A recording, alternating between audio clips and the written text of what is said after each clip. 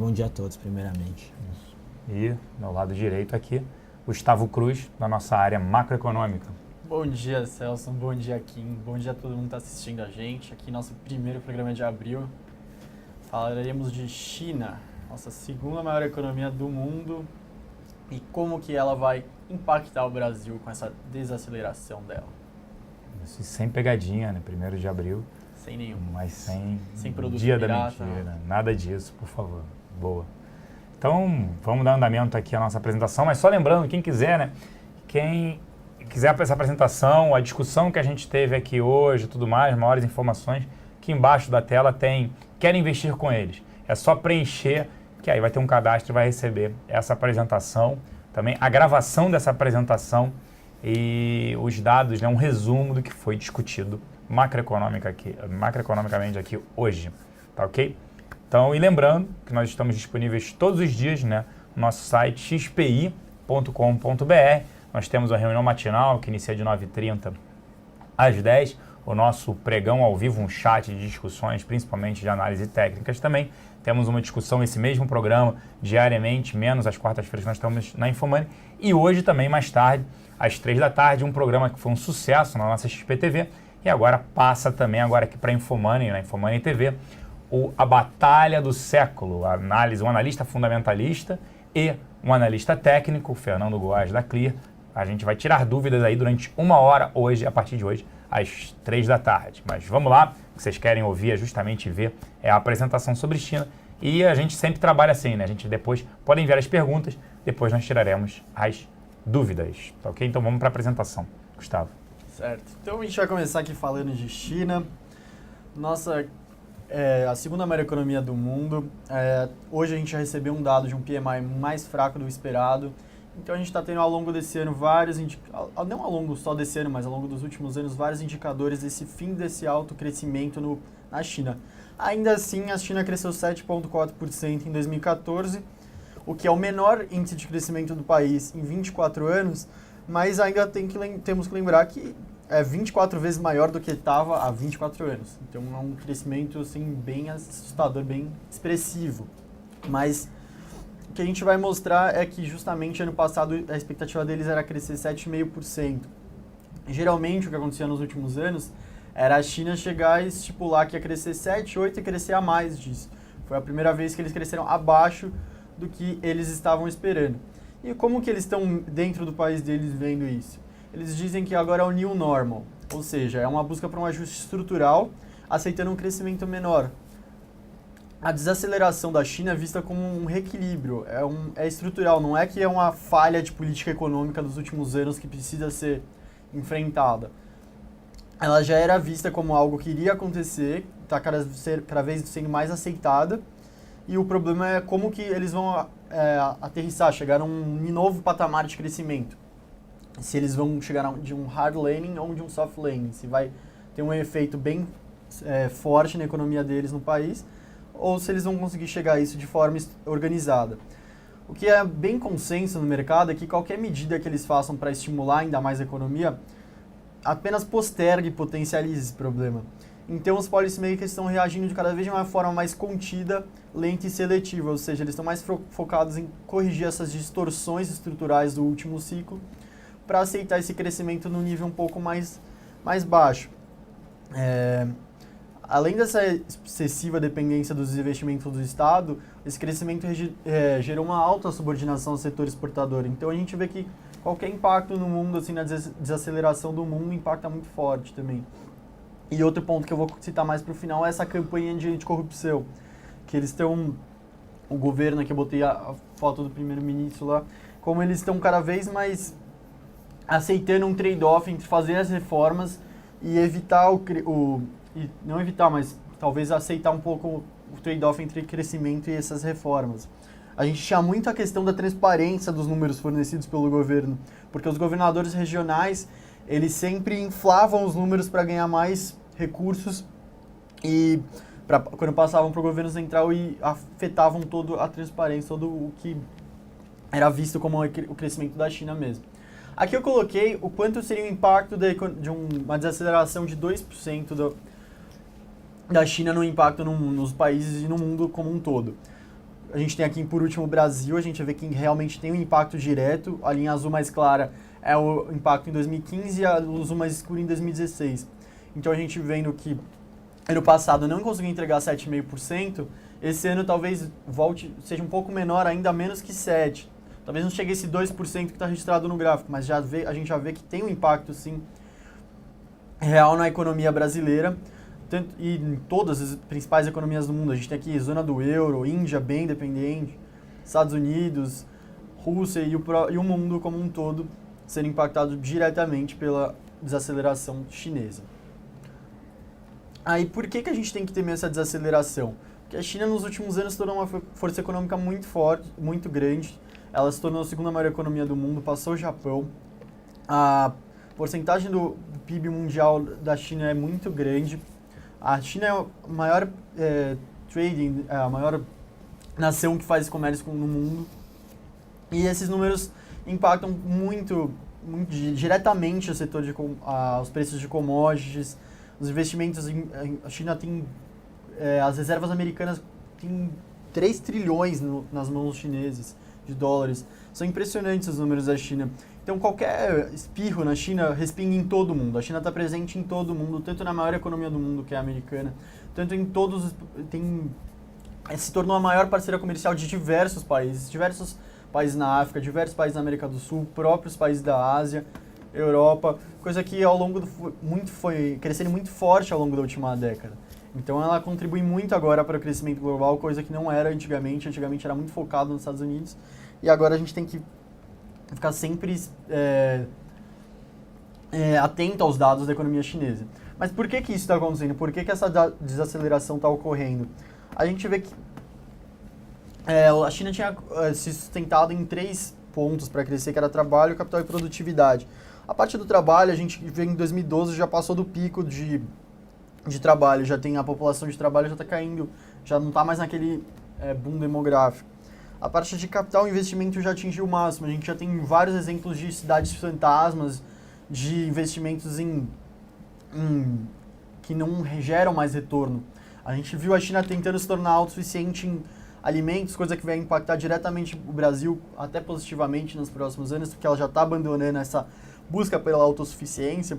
A China gastou bilhões e bilhões para levar irrigação para determinadas regiões e não conseguiu se tornar algumas regiões ainda economicamente viáveis à produção de alimentos.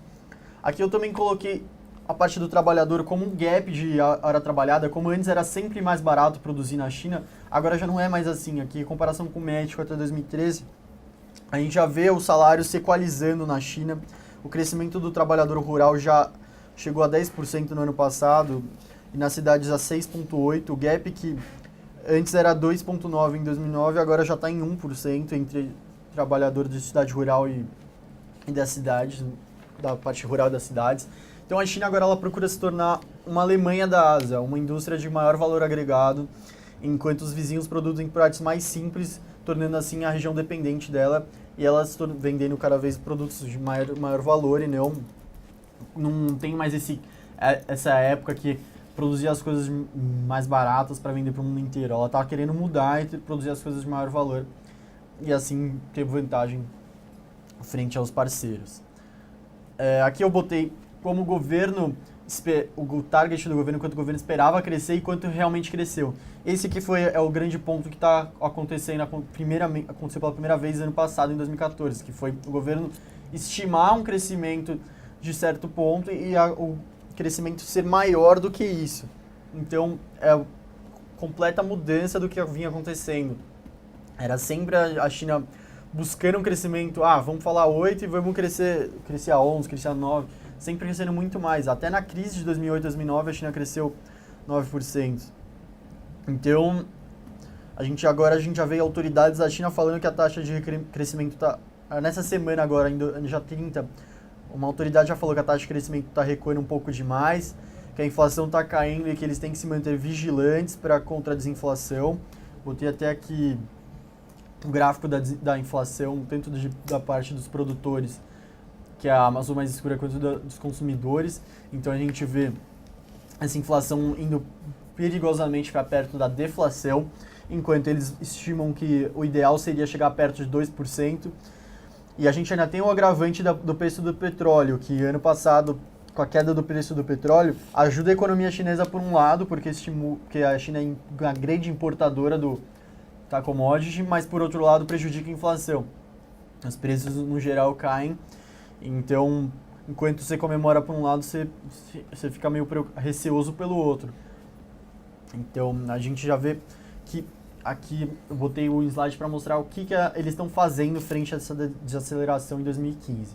Eles já anunciaram 3 principais medidas, uma concretamente para estimular a economia mesmo, que seria a liberação de um teto maior de empréstimo para os bancos, ou seja, eles lá na China não faz tanto efeito o corte da taxa de juros, que inclusive eles já fizeram.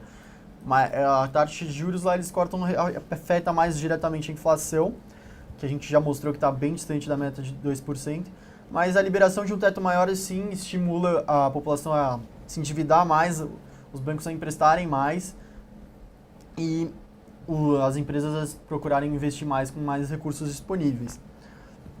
Mas o problema desse teto maior é que a China já tem 25 tri de endividamento dos bancos e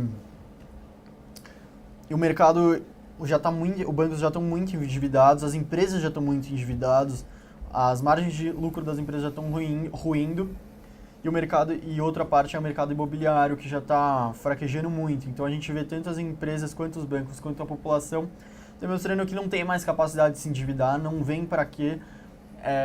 São recursos que não tem mais onde investir, tem que ir com um timing, um tempo um pouco menor para que se torne algo viável, algo realmente mais sustentável, essa taxa de crescimento que eles agora vão ter que se adaptar.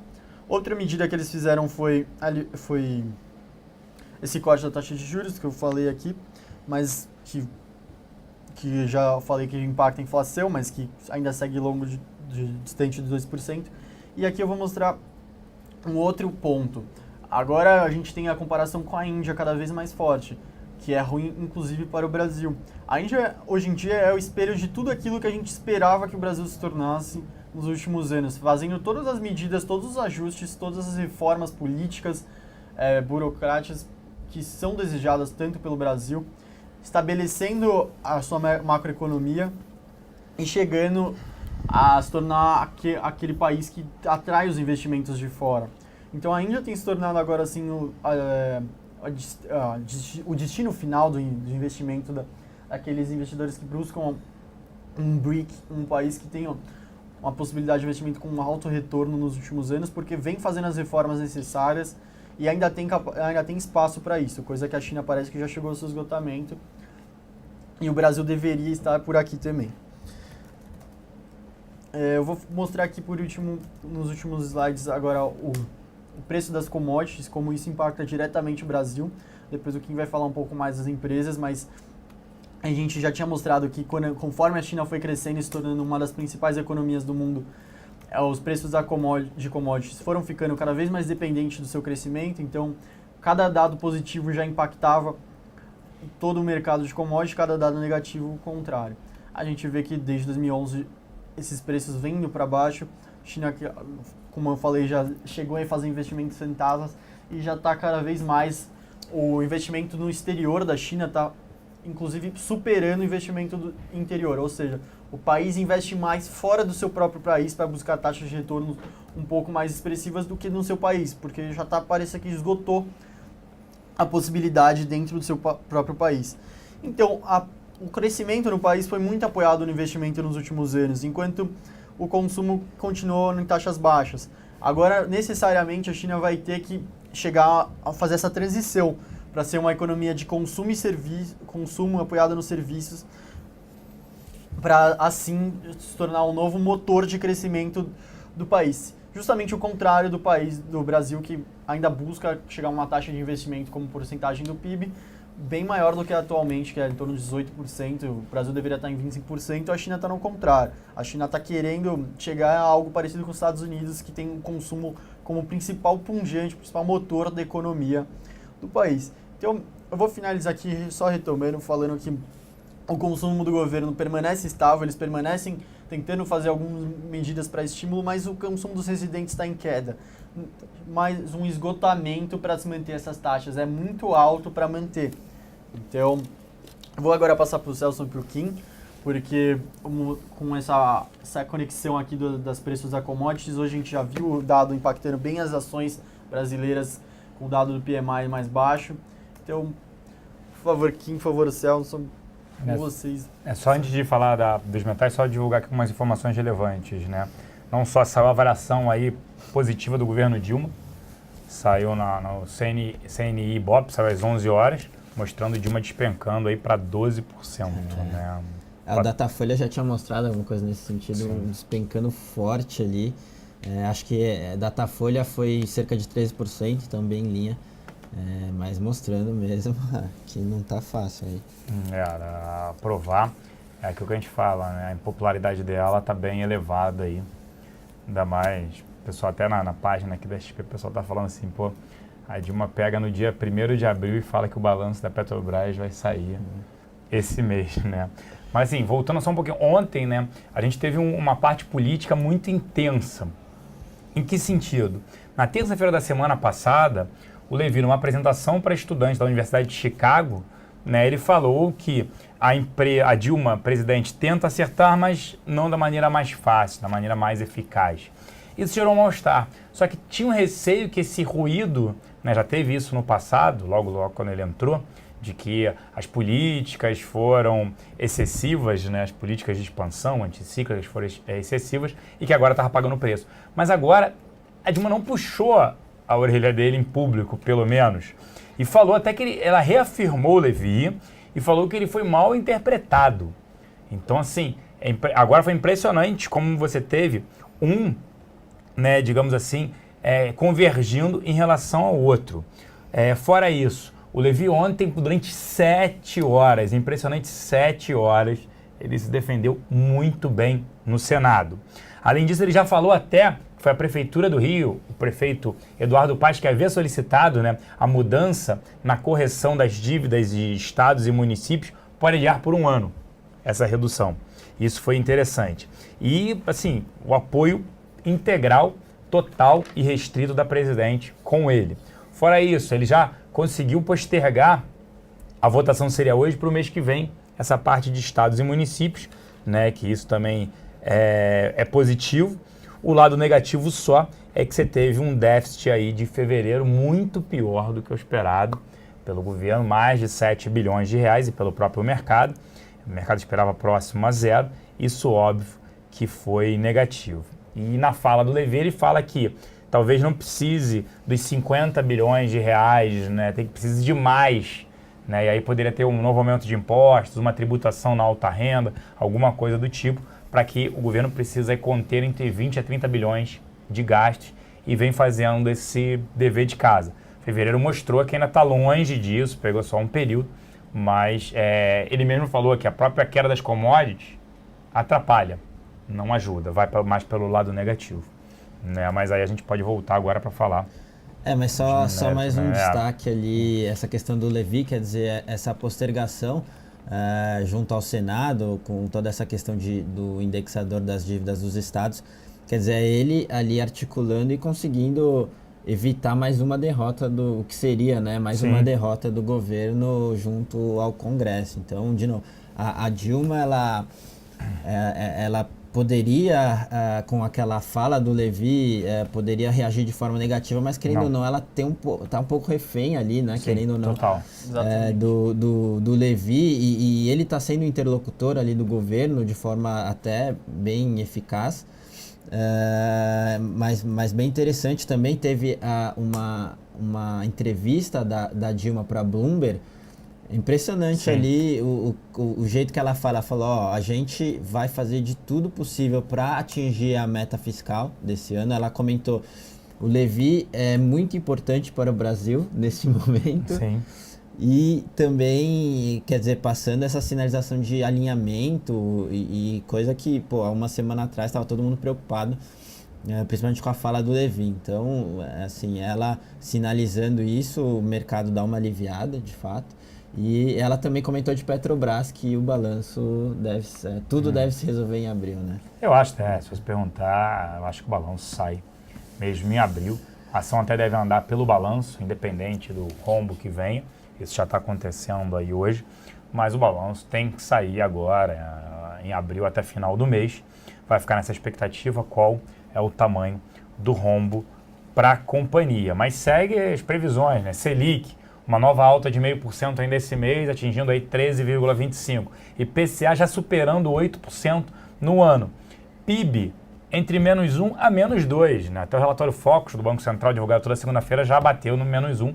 Pode chegar dependendo de racionamento de energia, que agora foi postergado, tá?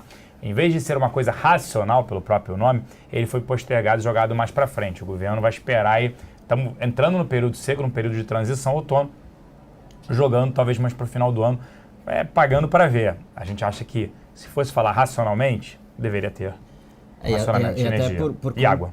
Por conta disso que as elétricas deram até uma andada ali nessas últimas semanas, né?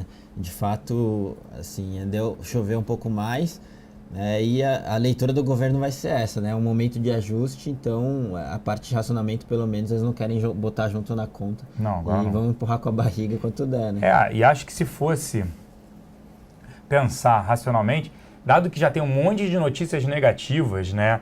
Arroxo fiscal, menor crescimento, desemprego subindo, taxa de juros em alta, menos crédito, consumo. Vem agora o racionamento. Já joga logo. Então vai postergar isso de repente para final desse ano, início do ano que vem, e torcer para chuvas. Então a gente tinha uma probabilidade de 60% de ter racionamento. Racionamento deveria ter, mas a gente acha que não, provavelmente agora não virá com esse governo. E se pensar bem, se postergar vai ficar para abril, né? Do outro ano. Porque se eles esperaram agora, eles vão esperar só de novo, se for né? muito ruim esse período sem chuvas e o consumo continuar. Mas aí poderia vir pior cenário, né? Vir antes das chuvas aí. Mas isso foi postergado, jogado mais para frente em relação a isso, tá? Vamos lá aqui, o pessoal até no chat aqui da Infomoney hoje não está fazendo muitas perguntas, né? Não fez perguntas aí, os participantes podem fazer sobre oportunidades de investimento, tá? Aqui que a gente pensa aqui, a gente para tirar dúvidas. A gente ficou um pouco mais otimista com o cenário para a Bolsa agora no mês de abril, na nossa nova carteira até mensal, né? A gente fica um pouco mais otimista. Por que isso, né? Por que essa mudança? A gente está vendo um Levi, a primeira sinalização foi na semana passada, um Levi governo atuando, o Levi indo explicando, gente, precisa aprovar as medidas provisórias sobre arroxo fiscal. Porque se não aprovar, a gente vai ter um problema muito sério. E vocês vão compactuar com isso. A gente vai pagar essa conta mais para frente. Então precisa ser feito isso, precisa ser realizado. Ele vem jantando, se encontrando com Renan Calheiros, com Eduardo Cunha, para falar, gente, medida de urgência. Vocês precisam aprovar as medidas, porque o cenário está bastante desafiador e problemático. Ele teve isso. Fora isso, foi aquilo que a gente falou no início. A Dilma reiterando isso de que está com o Levi. É o que você falou, não tem muita saída. Se tirar o Levi, perde o grau de investimento. Então, a gente acha que está no caminho, o Levi está se mostrando um excelente articulador, né? O pessoal até falava, ele não é político, tudo isso, mas um excelente articulador aí, e o cenário melhora um pouco em relação à Bolsa. O pessoal está falando que está sem som. Pessoal, se puder dar um feedback de som. Teve um pessoal aqui no chat tem informação perguntando se estava sem som. Mas até no nosso chat aqui no Pregão ao Vivo não tem nada não, né? Tá. E a produção vai dar uma olhada, mas eu não tô vendo. Tá, não, o som tá ok, gente. O som tá ok. Obrigado. Aí teve até a pergunta aqui no Petro 4 para Riba, né? Mais 11,5 de PL não é caro para vocês? Sim, a gente não acha em reais que a Bolsa se torne barata. A gente não gosta de olhar o Ibovespa, é aquilo que a gente chama atenção. Então, um destaque, né? No mês passado, nós colocamos BVMF na nossa carteira, aumentamos a exposição a Suzano, papel celulose. Suzano, no mês de março, subiu 22%. Já a BVMF subiu na casa de 12%. A nossa carteira, recomendada no mês de março, subiu impressionantes 4,7%. 4,6%, 4,7%. Enquanto o índice ficou praticamente zerado. Então, o que a gente gosta de olhar são alguns ativos.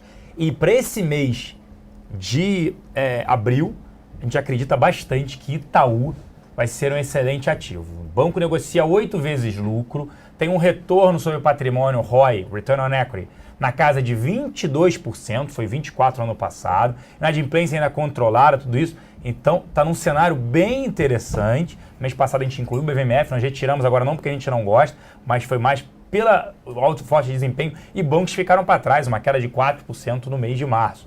Então, bancos, se não tiver nenhuma mudança extraordinária, uma taxação de bancos, nada disso que o governo venha, a gente acredita que é um excelente momento para ter bancos. O pessoal começou a perguntar aqui, vai só complementando aqui essa questão de bolsa pro curto prazo agora, de fato, acho que todo mundo entende o fundamento da economia, o quão deteriorado está, enfim, aí o Focus já projetando menos 1% no crescimento do PIB, gente colocando menos 2%. E de certa forma, boa parte disso já está precificado. Acho que há algum tempo a gente já está de olho nesses indicadores e os ativos de risco têm sofrido bastante. Mas aí chega num momento que o risco-retorno começa a valer a pena, né? A gente sabe que tem alguns riscos grandes ainda. Imagina, a gente, querendo ou não, tem ali um racha Congresso Planalto ainda, e dificuldade para aprovar as medidas fiscais. A gente tem também a questão de, se isso não acontecer, gente falando em saída do Levi, perder investment grade, etc. Obviamente tem esses riscos, a gente está bastante de olho, mas para o curto prazo, se você for ver o news flow, aí é bem positivo, ou melhor do que era um mês atrás, né?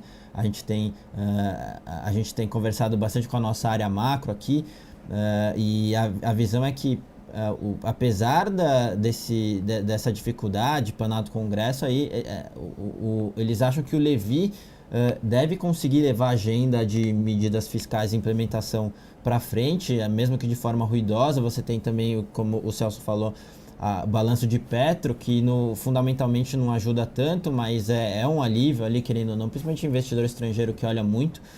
Então, para o curto prazo, de fato, o risco-retorno para a Bolsa melhorou bastante, né? Nesse sentido, sim, a gente aumentou nossa exposição a Itaú.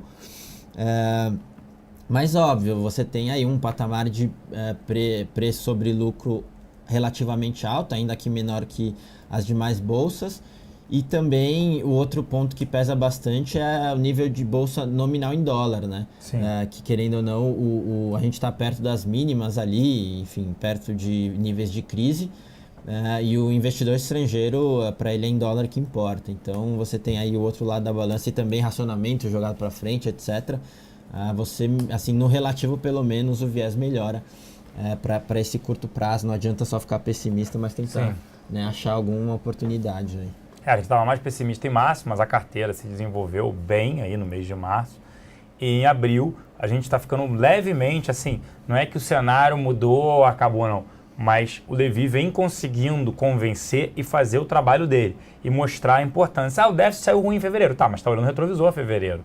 A gente tem que olhar para frente. Até a pergunta aqui do JVS, levando em conta um cenário de dólar em alta, enfraquecimento do mercado interno, caso aconteça a saída de Dilma e Levi, quais seriam os setores mais vulneráveis à queda? Aí cai tudo. Aí a gente perde o grau de investimento, aí cai tudo.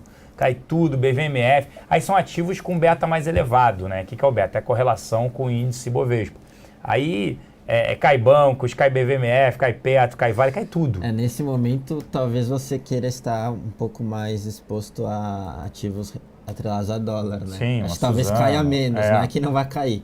Mas talvez caia, mas aí é um risco, assim, probabilidade baixa, né? Com as informações que a gente tem hoje, de fato bem baixa, mas não vai ter o que segure, de fato, se perder grau de investimento, etc. E o mercado sempre antecipa, tá? Então, isso é que é interessante. O convidado 4764 perguntando: um grafista no site da Infomani aponta a possibilidade de reversão até os 56 mil pontos. Vocês concordam? Tudo vai depender do dólar, mas poderia ir sim.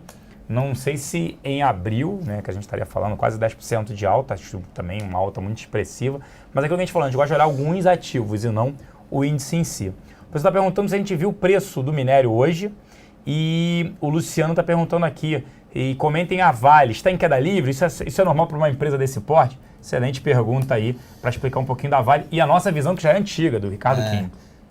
Só comentando de Vale, até fazendo o gancho do que o Gustavo mostrou no último slide, das commodities, etc.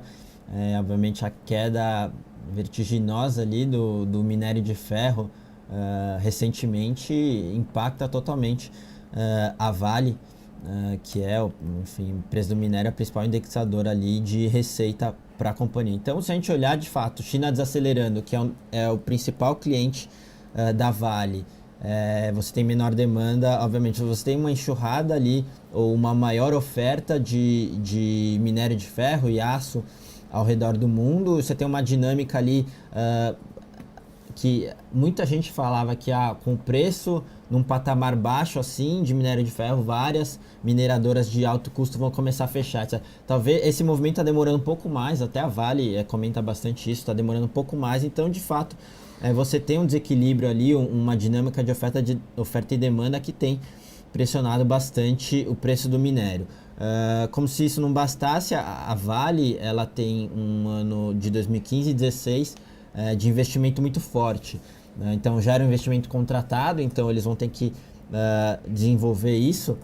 Então você tem por um lado da receita muito menor por conta de preço de minério, e por outro lado um investimento muito forte, um capex muito forte, então isso aí vai pressionar muito caixa, tanto que esse ano eles já cortaram dividendos, e gente falando em corte mais drástico aí de dividendos para 2016. De fato, se você pensar bem, esse ano você até vai conseguir levantar algum caixa com venda de ativos, apesar de até essa parte de venda de ativos que a Vale está se apoiando muito, com preço de níquel para baixo, cobre para baixo, quando você vai fazer o valuation, quando você vai vender o ativo, o preço não fica atraente. O Murilo até comentou na última teleconferência que com preço muito baixo não vale a pena essa venda. Mas enfim, esse ano ainda vai ter um alívio por conta de venda de ativos, mas talvez ano que vem, se o minério se manter nesse patamar, a pressão de caixa vai ser ainda maior. Então por isso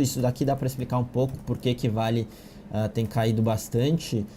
O minério hoje caiu muito forte também, e a nossa visão continua, né? A gente vem falando há algum tempo, como o Celson falou, que a gente é bem pessimista com relação a Vale no curto prazo, curto e médio prazo, a gente não recomenda exposição. A gente tem conversado com diversos investidores também, muita gente querendo até ficar short no ativo. Só o único ponto que talvez segure um pouco é a questão do dólar, né? Porque Vale caindo assim e o dólar para cima, em dólar o patamar de preço da ação começa a chamar a atenção de investidor estrangeiro, mas mesmo assim acho que não é o bastante e a gente continua cético com Vale, e tem motivo para estar caindo tanto. A gente acha que tem que ficar fora. Quem tiver Vale na carteira e não quiser se desfazer, porque o movimento mais racional seria, pelo menos em parte, trocar essa posição de Vale por algum outro setor que se mostra mais com perspectivas melhores. Mas se o cliente ele quer ficar em Vale, uma coisa bem interessante a fazer é uma proteção via derivativos, né? A gente costuma fazer bastante aqui essas proteções a custo zero, onde você determina o intervalo de proteção e o intervalo de ganho ali para ação. Como a gente acha que o intervalo de ganho não deve, a gente está pessimista com o papel, então obviamente a gente acha que ele não deve performar muito bem no curto prazo. Então você abre mão de uma alta expressiva ali e joga isso como proteção. Acho que isso seria um movimento bem racional e interessante para os clientes que têm Vale. E de novo, essa dinâmica de China desacelerando, enfim, oferta e demanda vão continuar pressionando o minério, não tem outro jeito, né? Eu vou esticar um pouco o que o Kim falou, assim. Eu acho que o que a gente vai ver agora nos próximos anos é um pouco de uma reestruturação de vários players para preço de commodity, vários locais onde que está tendo investimento, onde que não está. Então a China parece que está esgotando suas alternativas de investimento interno no país. A gente vê projetos da China assim, extremamente ambiciosos, mas não é mais na China. A gente vê a China buscando uma alternativa para o Canal do Panamá, na América Central, investindo bilhões. A gente vê a China falando em projeto de ter uma ferrovia que vá até a Holanda e chegue até seu país para não ter que fazer a transição pelo Oceano Índico e depois o Atlântico. Então a gente vê que a China está buscando alternativa, não tem mais parece que chegou ao limite, esgotou, que não tinha mais como investir tanto lá dentro.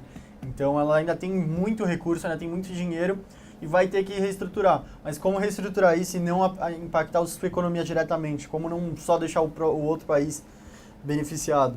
Isso que vai ser essa nossa dinâmica que a gente tem que ficar esperto. E outro ponto é a questão da Índia. A Índia sim, fez um monte de reforma que precisava, fez várias reformas que eram necessárias e vão tornar a possibilidade de atingir um próximo passo, talvez o que a China fez. A questão é se vai conseguir fazer o que a China fez na última década, nos últimos anos.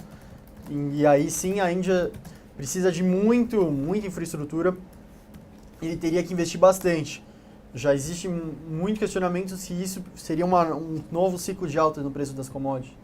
E outro ponto também é a recente movimentação da China para fazer um banco dela de recursos internacionais, algo para bater de frente até com a FMI. E a gente viu a aderência de países europeus importantes nesse movimento. A gente viu França, Itália, Alemanha falando que estão dispostos a dar recursos. E a China com planos cada vez mais de gerar o crescimento nos países ao redor dela também. Nos países asiáticos perto, algo parecido com o que eu tinha comentado sobre a China querendo desenvolver os países em volta e fazer um encadeamento da cadeia de produção, onde a parte de maior valor agregado seja na China, ou seja, fazendo um carro, o volante fique na Indonésia e o carro firme no final mesmo fique na China, e aí ela venda para todos os países em volta e seja cada vez mais beneficiada. Ela está procurando alternativas para a sua economia. Isso, o pessoal perguntando muito sobre se vale a pena proteger Vale, se a Vale ainda não está num patamar médio prazo, mais ou menos 3 anos, para investir em Vale, seria o caso em carteirar nos preços atuais? Porque a Vale é aquele negócio, a gente comentou bastante do cenário de curto prazo, mas querendo ou não é uma empresa com management bom, que daqui 2 anos, 3 anos, quando passar esse ciclo de investimento forte que ela vai ter, querendo ou não, ela vai ser uma forte geradora de caixa, porque ela vai estar bem posicionada em termos de custos, vai ganhar bastante eficiência, e talvez a gente esteja num outro ponto do ciclo da commodity, o minério voltando um pouco ali de novo, não para aqueles patamares de $100, mas alguma coisa um pouco mais racional, porque a gente sabe que nesse meio tempo, de fato, algumas mineradoras de alto custo vão fechar, a capacidade vai diminuir, mas isso demora um pouco. Então, passado isso, a Vale acho que vai estar numa posição muito forte ali, em termos de custo e um capex baixo, então ela vai gerar até mais caixa ou vai pagar mais dividendos do que pagou no passado. Então agora é um momento de fato difícil para ela, mas depois, para quem está olhando ali 3, 5 anos, é uma empresa interessante para se olhar de fato, porque ela vai estar bem posicionada. Agora, comentário aqui que está ficando de graça, Vale, etc. Assim, não é bem assim, acho que é legal a gente até olhar em termos de múltiplo. Se a gente olhar e colocar um EBITDA ali um pouco mais racional do que o mercado coloca, etc., a gente vai ver que a Vale vai negociar um EV/EBITDA que nada mais é que o valor da firma sobre o que ela gera de caixa operacional de cerca de 8 vezes ali, 7 vezes e muito, o que é um patamar bem alto. Um patamar mais razoável seria algo em torno de 6,5 vezes ali. Então, assim, a cotação caiu bastante, mas é porque os earnings, o lucro e rentabilidade da empresa tem caído muito também. Então, tem que ver no relativo, porque às vezes olhar só a cotação não quer dizer que ela está ficando extremamente barata. Então, vale ficar de olho. Curto prazo a gente ainda acha que vai continuar difícil, principalmente por conta de múltiplo aí, que não tá uma barganha, não. A pessoa perguntou aqui, quem quebra primeiro, PDG ou Brookfield? Alguém com coragem para opinar? Não, o Brookfield não quebra porque ela tem um controlador por detrás enorme, que é a BISA aqui negociada, fechamento de capital, e a Brookfield lá fora, um grupo canadense, que acabou fazendo um aporte fechando o capital da companhia. A PDG não tem um controlador agora, deve se tornar com esse aumento de capital a 20, né, que você tem um fundo ali de private equity também, de fundos abertos, um aumento de capital na casa de 44 centavos, se eu não me engano. Mas PDG e Roça estão num cenário muito ruim. A gente não recomenda exposição a nenhum ativo do setor de real estate. A gente tem alta de juros, né, índice de confiança da população em baixa, juros para financiamento subindo. A tomada de decisão para a compra de uma casa própria é de um prazo longo. As pessoas financiam em média na casa de 20 anos.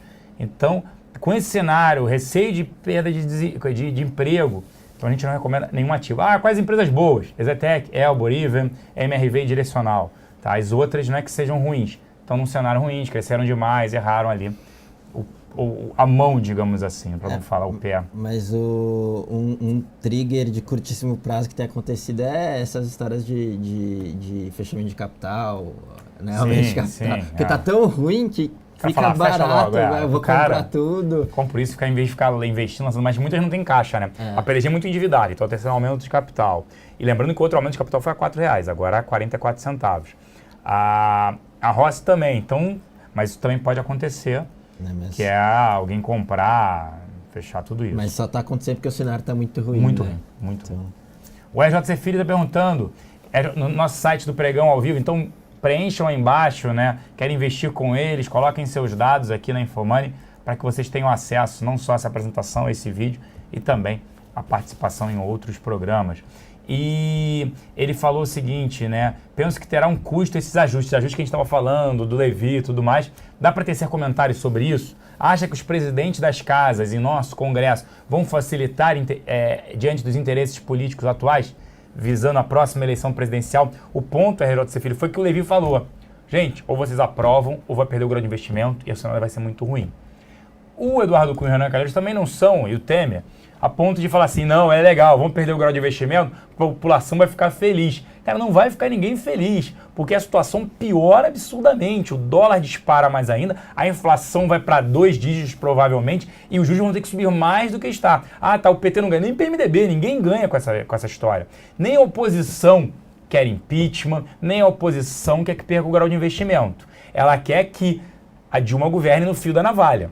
Toda hora. O que vai acontecer nada mais é o que já está acontecendo.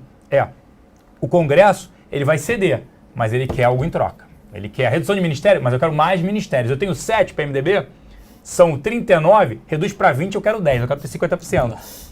Isso. Aí fica bom. Aí ficou legal. Agora eu tenho um percentual muito maior, já tenho mais ministérios e um percentual muito maior. Então, ajustes vão acontecer, estão acontecendo e não tem como não... Vai ceder daqui e dali. A ideia era 50 bilhões de redução de gastos, não estamos conseguindo? Vão colocar algumas medidas para tentar conseguir isso. Isso que a gente tem comentado que vai ser ruidoso. E outra coisa que, querendo ou não, impeachment ou perder grau de investimento não é bom para ninguém. Até porque o PMDB está justamente como ele comentou, o próprio PMDB está de olho ali nas eleições de 2018, né? Então, consertar tudo agora, talvez, para depois, enfim, você tem aí um jogo político que não interessa perder grau de investimento e jogar o Brasil na lama, pelo menos no momento. Né? Posso dar minha opinião política sobre isso? Acho que o PMDB só vai vir com um candidato para enfraquecer a disputa polarizada entre PT e PSDB. E aí ele vem com o candidato só para tirar mais votos ali, embaralhar o negócio e falar assim, caramba, quem foi melhor eu apoio, né, no segundo turno. Porque ele não vai pro segundo turno, por enquanto, né, quem vai melhor, PSDB foi melhor, então eu apoio o PSDB, tchau, PT, tô indo apoiar o PSDB. Eu acho que é muito mais para enfraquecer e mostrar até a força dele. Viu como é que eu tenho valor? Vocês não estão me dando. Acho que o PMDB vai fazer isso. O Petro 4... Para Riba, falou um negócio legal, o mercado funciona com previsibilidade e confiança. Em breve vão esquecer os problemas e vão aplicar aqui no Brasil, porque saberão as regras. Isso é o que vale, problemas passam solucionados. Concordo, a gente não vai virar, a gente sempre fala isso, Venezuela, Argentina, longe disso. Nós temos um Congresso forte, já se mostrou assim. Kim, a GGBR caiu muito por conta da investigação. Eu não sei se é por quê. Porque os bancos que estão sendo investigados também não tiveram o mesmo comportamento, já que o tema é imposto e isto não envolve o produto de cada setor. Só para explicar, foi o CARF, né, que é de Receita, saiu uma investigação da Polícia Federal dizendo que houve um desvio de 6 bi. O que era isso? Às vezes, uma compra, pagamento de impostos menor, numa compra tem o ágio, você pode pagar menos impostos utilizando o ágio da compra daquela empresa. Então, a GGBR saiu uma informação de que ela tinha um bi 200, que ela deveria, a ação sofreu bem no dia por conta disso. Banco não caiu. O banco são pequenas até o momento, né? Bradesco Seguros poderia ter envolvimento, Safra, o Bank Boston, que foi comprado pelo Itaú, seriam 150 milhões de reais, um valor bem baixo em relação a isso, mas nada, Santander também, mas nada confirmado sobre isso, não vejo motivo assim. Só falando mais especificamente de Gerdau, de fato, como o Celso citou, um dos motivos ela foi citada de uma maneira um pouco mais enfática aí em todas as informações que a gente teve. até em termos de valor, um valor muito maior que as demais. O Jorge Gerdau também foi bastante citado ali nas matérias do Grupo Gerdau, assim, sendo um dos principais nomes investigados na operação. Então, obviamente, isso aí é emblemático, por mais que não tenha nada confirmado ainda, você estampar o nome de uma empresa aberta desse jeito aí numa operação desse tamanho, que pode chegar a 19 bi de reais, impressionante. Mas acho que também um outro ponto é a questão do dólar, né? Muita gente comprou Gerdau querendo ficar exposta a dólar, a gente sabe, e a gente acha até que foi um movimento um pouco exagerado, né? Porque, querendo ou não, parte da receita, parte do EBITDA, de fato é atrelada ao dólar, mas a Gerdau ainda tem muita exposição doméstica ainda, então, assim, não é um play de dólar ali que você vai comprar, etc. A exposição é muito menor que, digamos, uma Fibra e Suzano, por exemplo. Então, ela deu uma esticada por conta de dólar também, um pouco exagerada, então o dólar deu uma arrefecida, então deve estar voltando por conta da operação e dois por conta desse movimento um pouco acima aí que teve de fluxo em Gerdau por conta de dólar. Um convidado aqui, o 1284, falou: quem traveu as carteiras, quem estava falando de rentabilidade na nossa carteira em março, como vocês recomendaram, faz o quê? Se você montou uma FENS no mês de março, a carteira subiu 4,6 e o índice ficou zerado. A FENS era no Ibovespa. O que é uma FENS? Você está protegido de uma queda e de uma alta. Normalmente a gente recomenda a custo zero. Quem montou isso está ainda rindo à toa. Então, se a bolsa andar, você ainda está protegido. Então, a ideia da FENS é proteger. Então, convidado 1284, a gente continua recomendando a FENS só jogar para frente em patamares mais elevados. Mas, por enquanto, ninguém está perdendo dinheiro. Inclusive, está protegido com a carteira andando mais. Porque quando você faz essa proteção, não é que você abre mão de todo o ganho. Você não vai mais ganhar nada e só vai ficar protegido. Essa proteção, de uma maneira simples, você continua participando de uma eventual alta ali, e você define um teto onde você quer travar o seu lucro. Em contrapartida, você define um intervalo de proteção. Isso que a gente fez. Por exemplo, se o Ibov ficou parado, quer dizer, não mexeu nada, só que a sua carteira subiu, então você continua ganhando. Se tivesse tudo caído, você teria perdido no seu portfólio de ações e ganhado na estrutura, porque o Ibov caiu. Aí isso efetivaria a sua proteção, mas de novo não foi o que aconteceu. E é uma boa oportunidade. A gente até estava falando com a nossa mesa de produtos estruturados que a volatilidade do Ibov ali está proporcionando bons pontos de rolagem ou até para montar essa proteção para quem tem exposição à renda variável. De novo, a gente ficou um pouquinho mais animado, o viés não é tão ruim quanto era no ano passado, Sim. né? Mas vale a proteção ainda, com certeza, porque a gente sabe dos riscos e fundamentos aí da nossa economia que não mudaram muito. Então, de novo, a gente vai continuar participando de uma alta se de fato a gente tiver certo ou enfim, o viés melhorar mesmo, mas caso contrário ainda você continua protegido ali na sua parte de renda variável. Leonardo Rocha perguntou: pode analisar VEG e Braskem? Começa com VEG e depois eu falo de Braskem. A VEG é uma boa empresa, management bom, sempre tem entregado bons resultados, mas o fato é que ela tem uma exposição à indústria muito grande aqui no Brasil, mas alguns pontos ali têm suportado o patamar alto de VEG. Primeiro, esse risco de acionamento, você aumenta a demanda por geradores e tem uma linha ali na VEG que se beneficia com isso, e outro dólar porque ela tem uma exposição a mercado externo ali. Então, esses dois pontos têm segurado a VEG num patamar relativamente alto ali, se a gente for ver. Por isso que a gente não gosta de VEG, ela negocia a mais de 20 vezes preço-lucro 2015, num cenário não muito bom, principalmente falando de doméstico. Querendo ou não, ela tem muita exposição ao mercado doméstico ainda, a indústria, que deve arrefecer bastante. Então, o estrutural está ruim, negociando a múltiplo alto, mas deve manter um patamar alto porque você tem essas questões pontuais de curto prazo, que é dólar, enfim, e a questão de racionamento, que vão continuar, pelo menos ao nosso ver, suportando aí esses patamares, mas a gente não recomenda exposição, de novo, múltiplo extremamente alto com estrutural ainda ruim. Boa. Braskem, a gente não recomenda exposição ativo, é um ativo no setor petroquímico. O dólar ajuda a companhia? Ajuda por um lado porque dificulta a importação de produtos petroquímicos. né? Mas por outro lado também a nafta, que é a principal matéria-prima dela, comprada da Petrobras, que é um derivado do petróleo, né? Ela faz craqueamento para virar eteno e aí outros derivados petroquímicos, polietileno, polipropileno, que está na nossa vida no geral.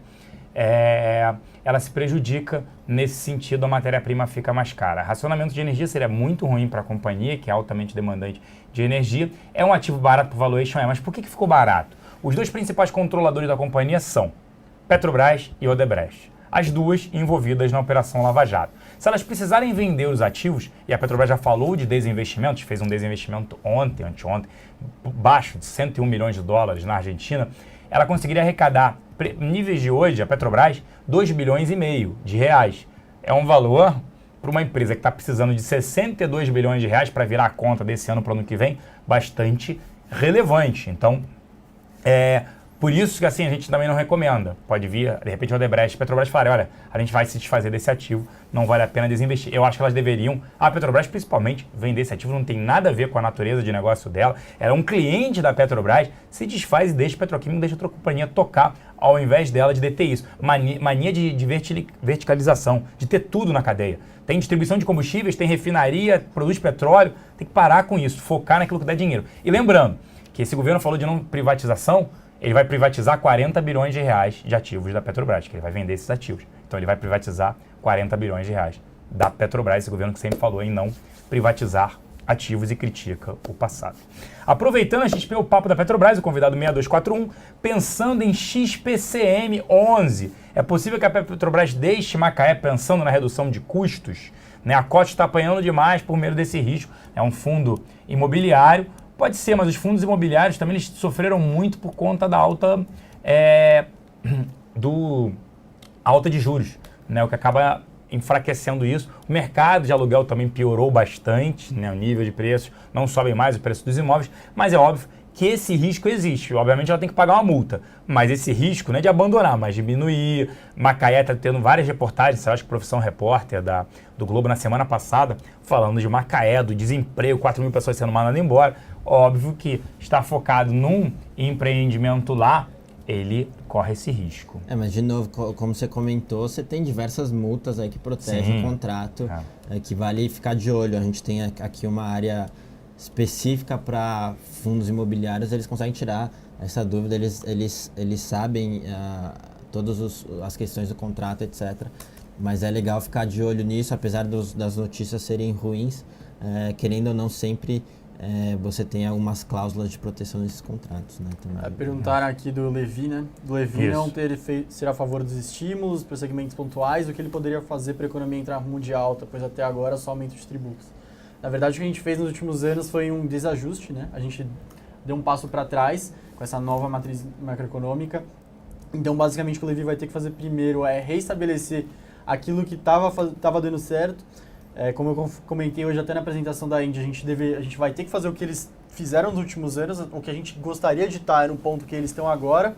Então, primeiro a gente vai ter que retomar onde a gente estava, voltar para o ponto de estabilidade, de equilíbrio, para depois sim a gente começar a discutir o que a gente até começou a discutir no debate das eleições, são reformas micros, reformas para acabar com essa burocracia excessiva, acabar com esse impedimento e tornar um ambiente, primeiro macro, mais favorável para permitir um aumento de investimento e depois sim as reformas microeconômicas, retomar essa agenda, tirar essa burocracia para permitir novos investimentos no país e transferir o motor de crescimento que dos últimos anos foi muito consumo, com essa política que foi muito excessiva de estimular o consumo dentro do país e chegar a uma proporção de investimento sobre PIB de pelo menos 25%, que é bem consenso entre economistas renomados, sendo que hoje a gente está em torno de 18%, 17%,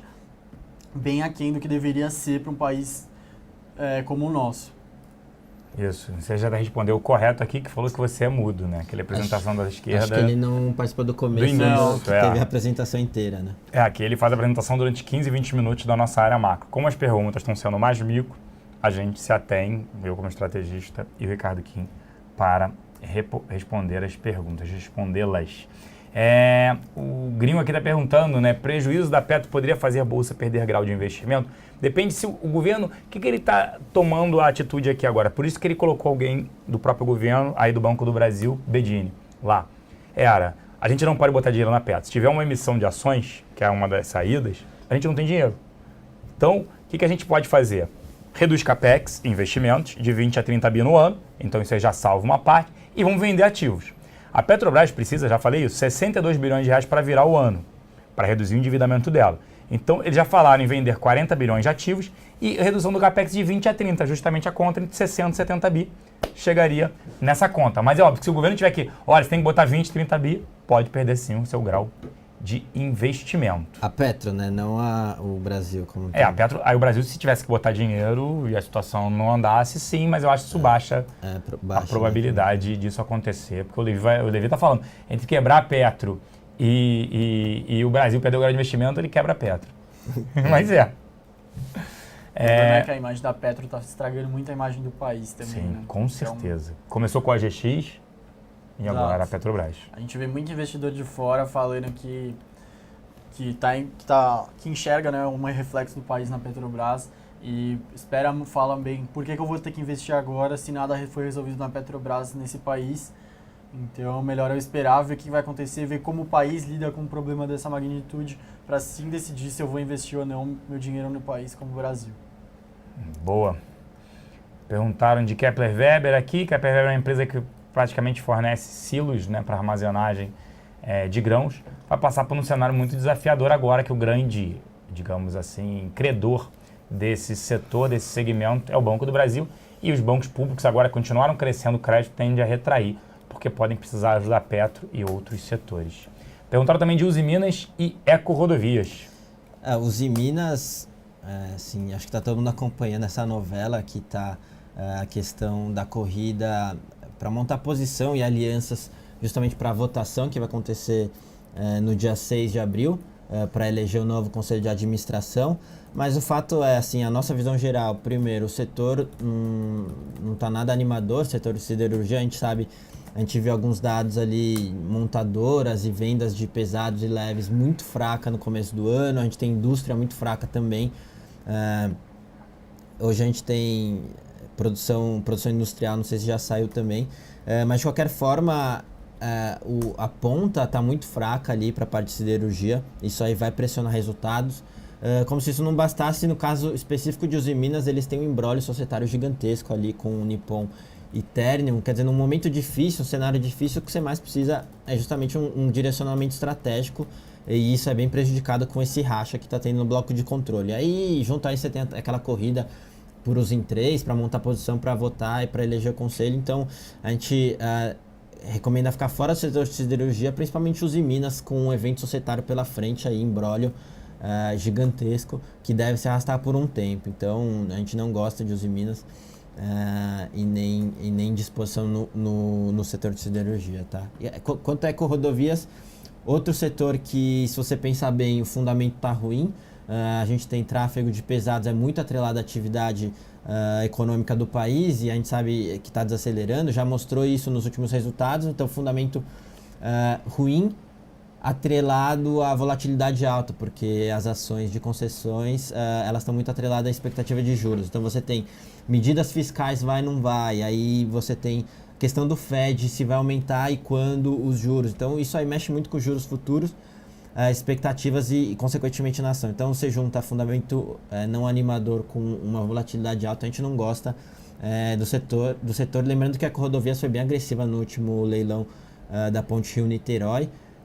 E isso aí chamou bastante atenção dos investidores para o lado negativo, né? Quer dizer, a CCR que estava lá não foi tão agressiva e ela bidou ali mais de 30% para baixo. Então a gente recomenda ficar fora aí.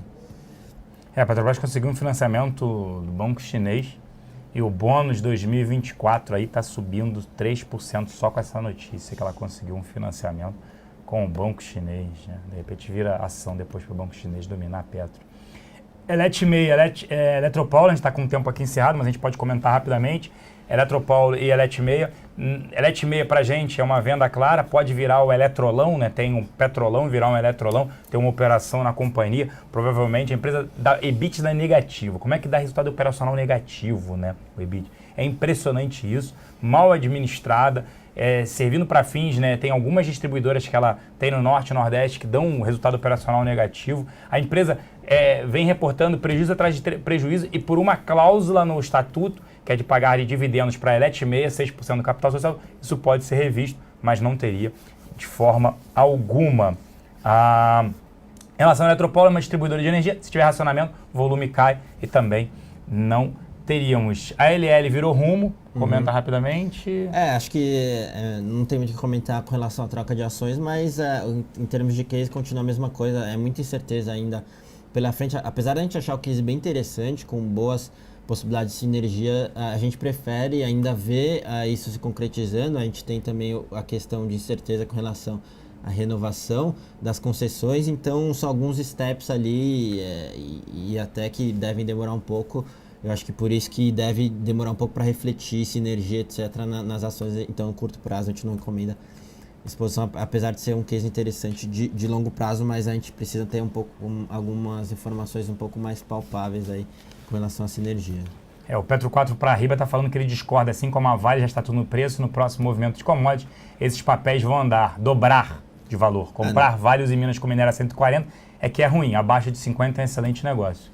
De novo, a gente comentou, né? No longo prazo, no ciclo da commodity voltando, não, vale, etc., Vale até faz algum sentido. É que a gente gosta de passar um view de médio e curto prazo também, porque, querendo ou não, as informações agora ajudam nessa tomada de decisão, mas, de fato, longo prazo a empresa é uma empresa boa e Vale, como eu falei, vai estar posicionada de forma bem interessante em termos de custos lá para frente, mas, de novo, em termos de múltiplo, tem que tomar um pouquinho de cuidado. Quem não teve Vale esse ano, a gente não recomenda há muito tempo Vale, na carteira já está economizando 14% aí, 15% de queda só esse ano. E aí na contramão, você tem uma Suzano, só no mês passado subiu 22%. Quer ter commodities em carteira, tem a papel e celulose, preços para cima. Hoje, 1º de abril, teve um aumento de mais de $20, tem a celulose e não ainda Vale, ainda não é o momento de ter Vale nas carteiras. Teria que pensar em muito longo prazo, mas como Vale é um ativo líquido, vocês podem entrar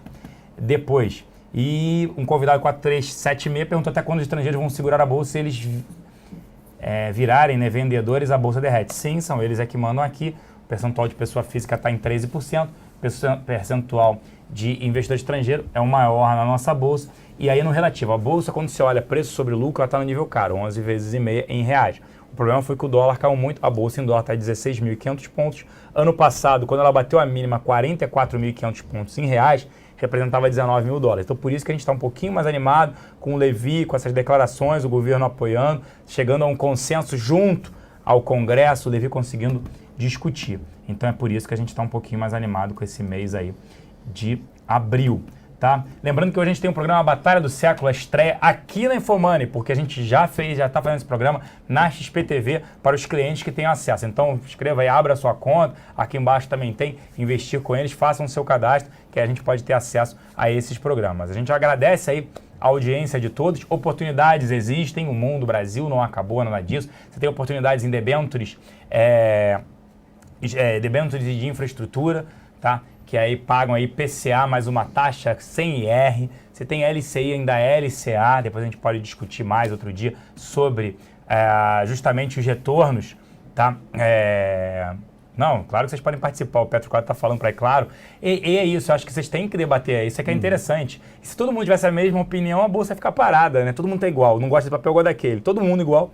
Isso é que é interessante, ninguém essa tem discussão. A verdade absoluta e certeza, pô. Se você tivesse certeza, você estaria rico em algum outro lugar. Então, mas é por isso que é legal a gente ver contrapontos ali para debater e no final chegar a um consenso mais, assim, uma decisão mais racional aí com base em todas as informações que você tem na mão, né? Isso, a ideia é ajudar o brasileiro a investir melhor. Então a gente fala de renda fixa, como eu falei, debêntures incentivada, alguns fundos de investimento, um pouquinho em dólar e um pouco em ações, dá para ter um pouco. Mas não comprar o índice Bovespa, a gente acha que tem que comprar alguns ativos aí que são interessantes, tá ok? Lembrando, a partir das 3 da tarde hoje, estarei de novo aqui com o Fernando Góes da Clear, a batalha do século, fundamento versus análise técnica. Um grande abraço a todos, nos vemos, eu estarei daqui a pouco, mas se não, semana que vem. Valeu, pessoal, obrigado aí pela presença de todo mundo e a gente se vê na semana que vem. Valeu, pessoal. Obrigado, pessoal, até semana que vem.